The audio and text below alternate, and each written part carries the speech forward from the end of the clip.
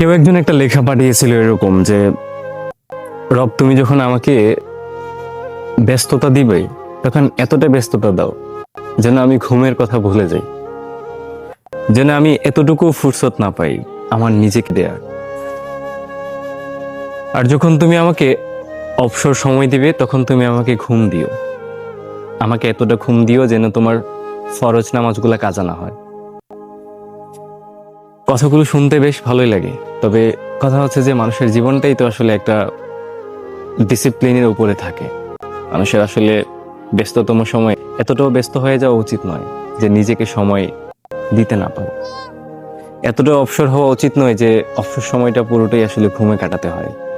মানুষের জীবনটা আসলে একটা সুন্দর রুটিন মেনটেন করে চলতে হয়, যেখানে নিজেকে সময় দিতে হয়, ফ্যামিলিকে সময় দিতে হয়, যত্ন নিতে হয়, নিজের ফ্যামিলির যত্ন নিতে হয়, সামাজিকতা বজায় রাখতে হয়, আরো অনেক আনুষঙ্গিক কাজ করতে হয়।